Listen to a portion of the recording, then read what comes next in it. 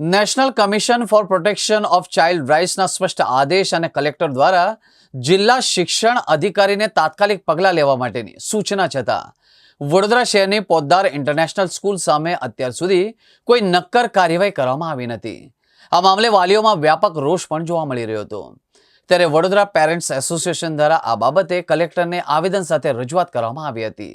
એનસીપીસીઆર દ્વારા આપવામાં આવેલા આદેશનું પાલન ન થવાના કારણે વિદ્યાર્થીઓના હિતો જોખમાઈ રહ્યા છે।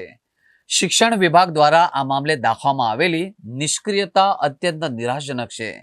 વીપી આશા રાખે છે કે કલેક્ટર આ મામલે ગંભીરતા દાખવી ત્વરિત અને કડક પગલાં લેવા આદેશ કરશે, જેથી વિદ્યાર્થીઓને ન્યાય મળી શકશે અને ભવિષ્યમાં આવી ઘટનાઓનું પુનરાવર્તન ન થાય એ માટે વડોદરા પેરેન્ટ્સ એસોસિએશન દ્વારા કલેક્ટરને રજૂઆત કરવામાં આવી હતી। પોદાર વર્લ્ડ સ્કૂલથી આવ્યા છે, જે સમામાં છે। હવે લગભગ 4-5 મહિનાથી એમાં ફીસનું એક ઇસ્યુ ચાલે છે। હવે મેં એઝ પર મારી વાત કરું તો મેં પોતે અરાઉન્ડ 1,15,000 રૂપિયા 3 વર્ષમાં વધારે સ્કૂલમાં ફીસ ભરી છે।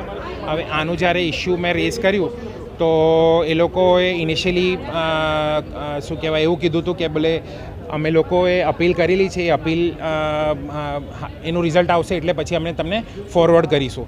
પણ મેં જ્યારે આરટીઆઈ કરીને બધા ડિટેલ્સ મંગાવ્યા તો મને ખ્યાલ આવ્યું કે બોલે 3-4 જે ઓલરેડી નોટિસીસ એફઆરસી મોકલી છે એમાં એફઆરસીએ પોતે કીધેલું છે કે એ લોકોએ જે ફીસ એફઆરસીએ ડિસાઇડ કર્યું છે એના કરતાં વધારે ફીસ લીધેલી છે, જાણ થઈ છે એ લોકોને।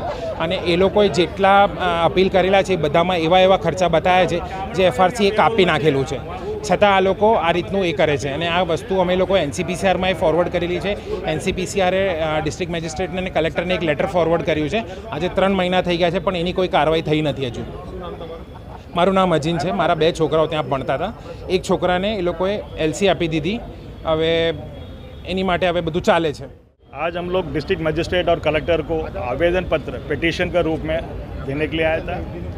मार्च 2025 में पोडार स्कूल्स के पेरेंट्स के रजूआत के अनुसंधान में national commission for protection of child right ने डिस्ट्रिक्ट कलेक्टर और मजिस्ट्रेट वडोदरा को आदेश किया था कि पेरेंट्स का जो कंप्लेंट है वो स्टडी करके योग्य कार्रवाई करे।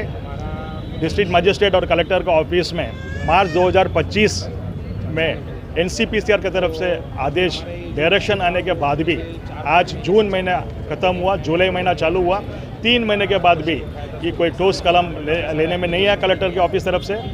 और ये स्कूल का जो अत्याचार और मानसिक त्रास है उनका मात्र दिन ब दिन बढ़ते जा रहे हैं। तो इस सिलसिले में हमने ये मांगनी किया डिस्ट्रिक्ट मजिस्ट्रेट से कि समय मर्यादा में इसके अंदर निकाल करने के लिए आदेश करे डी ऑफिस, और एक कड़क एक संदेश बड़ौदा में सभी वायलेटर स्कूल्स के लिए भेजा जाए ताकि ये वायलेशंस बंद हो जाए।